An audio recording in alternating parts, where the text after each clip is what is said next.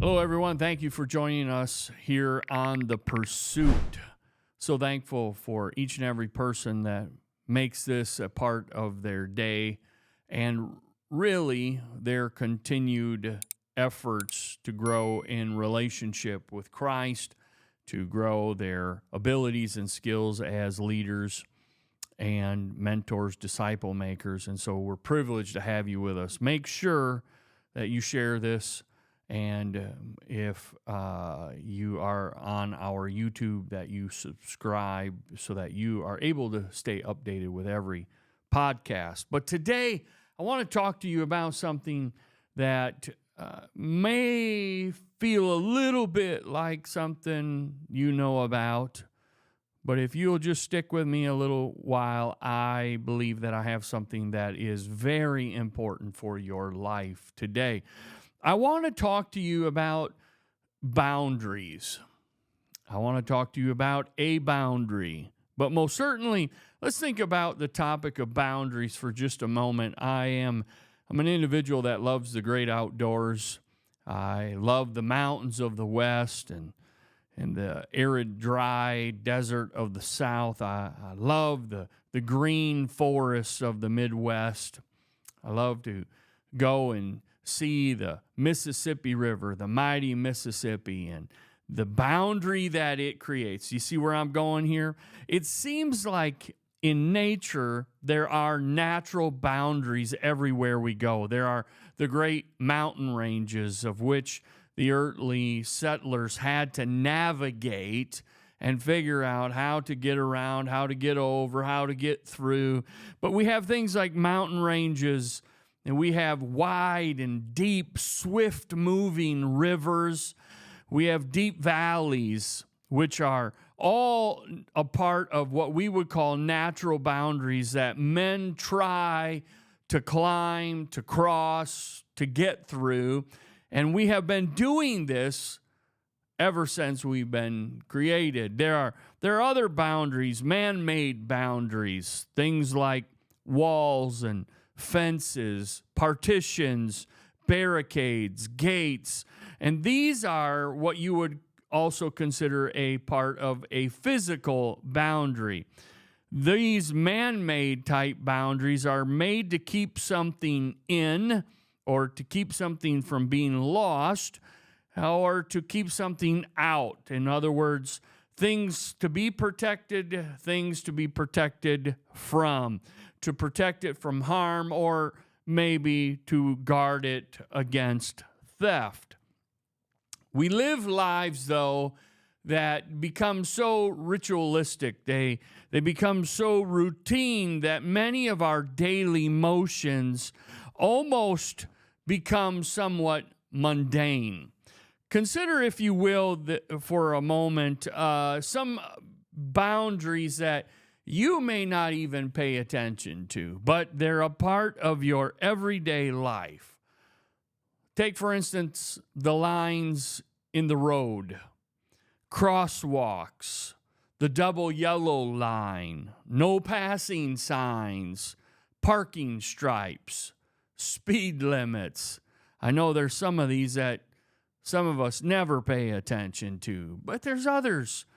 Signs that say do not enter or wrong way. These are boundaries that we oftentimes do not even consider, yet we operate within the context of these boundaries. Our travel, though, at some points becoming so routine that we fail to notice the boundaries within which we are operating. These boundaries which have been put in place to keep us safe and others also. I want to ask you a question, and just for consideration, if this has never happened to you, well, then I honor you. You are a special individual. But have you ever had a moment in time where you were driving to or from home or maybe work, and because you were tired or preoccupied with your thoughts, you could not recollect much of the drive to your destination? You started to wonder, did I actually stop at that stop sign I just left? Or did I drive through that intersection? I'm certain many of us have had those types of moments. And the issue with moments like these is there could have been something traumatic that had taken place as a result of our preoccupation or our not paying attention to what we were doing. We do not remember the stop signs we just stopped at, the vehicles that passed us, or the ones that we drove by without noticing. These things are boundaries. And while they are essentially invisible in a major part of our day, they're not physical per se, but if I choose to ignore them, eventually I could be hurt, or worse, I could be killed. These boundaries are there to protect me and to prevent me from destruction. But mankind, humanity, we as people, have always strived against boundaries. This seems to be how we are wired. It seems like it's innate within us that if there's a boundary, we have to push against it. This limit, right, that's built up before us, whether physical or otherwise, we're always pushing beyond. It seems like we're programmed to push all limits, to test every boundary, conquer any restraint, so that we can tell ourselves that we can master our own destiny, that we have the ability and the right and the opportunity to chart our own course. But there is a boundary that while it's hard to see physically, it most certainly can be manifest in our lives. And the boundary is this. Big revelation moment for you. It's love. Love as a boundary.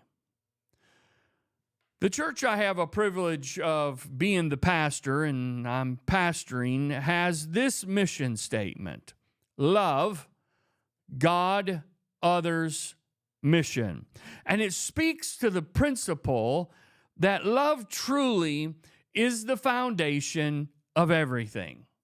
The great writer in the New Testament, the Apostle Paul, said that without love, the things we do are useless and they're without meaning. You can find this in 1 Corinthians chapter 13, but he says that everything we do, if it does not have love as its foundation, essentially it's useless.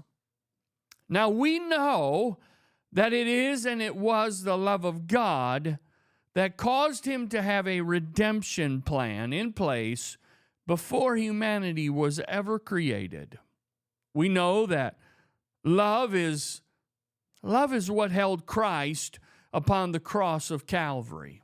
It was love. We know that love is the very thing that will keep a church strong, bound together in unity. Love is the very thing that'll keep a family together. Love is the very thing that'll cause a person to take the message of Jesus Christ to their world, reaching them with the love of God. We find in another place, the Apostle Paul writes, and it's in 2 Corinthians chapter 5, and he writes in verse 14, reminding us that it is love that constrains us. It's the very thing that keeps us from wrong and from sin. Love for God, when we have this, it creates boundaries which simply will not allow us to stray in the places that would dishonor God. Remember those physical boundaries that we were talking about as a operator of a motor vehicle. There are things put in place to keep us on the road and to be safe. Love for God creates boundaries that will simply not allow us to go off and make a mistake, to sin without being reminded. If you go there of your own free will. It's not the rules of the church. It's not the tyrannical rule of a specific spiritual leader exerting some control over my life and decisions, but rather it's love which creates boundaries for my actions, for my choices. It's my love for him that should keep me in the fellowship of the church, not in fear of judgment. I'm not in the fellowship of the church because I fear judgment. I'm in the fellowship of the church or the assembly of believers because of my love. It is my love for Christ that makes me cling to the hope of the cross and not the fear of hell. I don't run to the cross because I'm afraid of hell. I run to the cross and I find hope in the cross because of love. It is my love for Christ that prevents me from sin, not the opinion of others. Listener, today I would say this to us. Too many of us, too many times, in too many moments, in too many situations and circumstances, we make choices because we feel obligated by what others might be expecting, by what others might think, by what others might perceive. Can I just say here once and for all that if you're doing things or not doing things because of how someone might perceive you, now I understand there's a benefit to accountability, especially amongst believers, amongst leaders. But at the end of the day, if you're only doing or not doing things because of what others are thinking, that is a life most miserable. And that is not what we have been called to. But rather, you see, it's my love for Christ that prevents me from sin, not what anyone else might think about me. Oh, can I also say, it's love that reminds me of my value and my worth and draws me back to a place of proper place with Christ. It's love that does that, not the judgment of others. The invisible boundary that keeps me, the invisible boundary that protects me, that keeps me unfettered or unchained or liberated from the sin of this world and this life is not the fear of others' perceptions. It's not because I feel obligated because I have a title of leader or a descriptor as Christian. The thing that keeps me from this is love. And so I would ask each of us today, and this might seem like not a relevant question, because if you join this podcast, it's all about the pursuit of Christ. It's about loving him more. It's about loving him greater. It's about loving him in a way in which our world sees us differently. But the question remains, do you love him? Do you love him? If I love him, and if I am pursuing him, there are some things that I will let go of. There are some things I will get rid of. You know, we were talking about boundaries, and some of the boundaries that we see, some of the boundaries that we just aren't even aware of, yet they're there. What is it that keeps you driving on the correct side of the road? What is it that makes you stop at the stop sign? What is it that causes you to follow within the parameters of a speed limit? What are those things? There's no one there making you do it. But there is a boundary that's in place. ladies and gentlemen, I would say to us today that as a follower of Christ, as a pursuer of God, the thing that causes me to get rid of some things, the thing that causes me to be focused on where I'm going, is love. You know, if you've ever seen a runner, you'll see they don't run marathons with a 25-pound backpack. They don't run marathons in a heavy winter parka with snow boots on. At least not typically. There might be some places in the world they do that.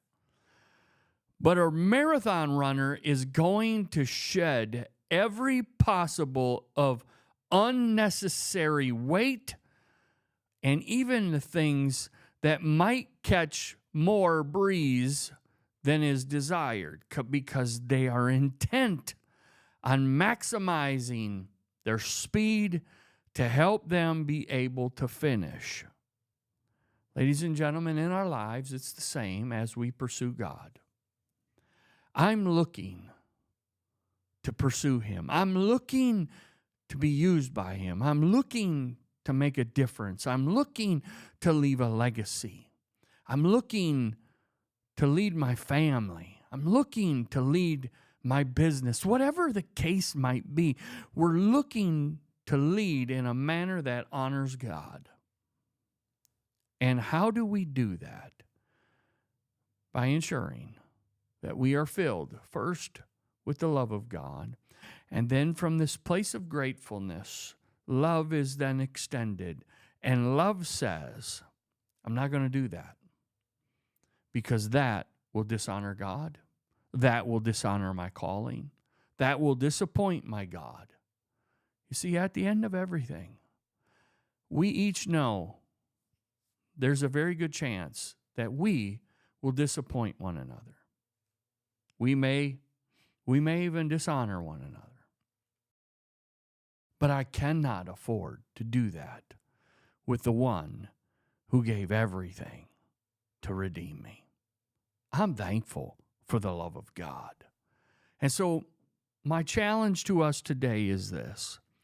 Let us not become so routine in our daily lives that we simply go through the motions of relationship with Christ, but rather let us become captured by His love, and let this love be what sets the boundaries in place for our lives. I believe in you, and I want you to know this. Your God believes in you. And if you and I can just continue to keep pursuing, to remember how amazing He is, that we've been called to something so amazing and precious, and allow our love to be reciprocated to the God who loves us so perfectly, we will have in place boundaries that will keep us on the right path, pursuing the right things, ultimately pursuing our God. God bless you, and we look forward to connecting with you again right here on The Pursuit.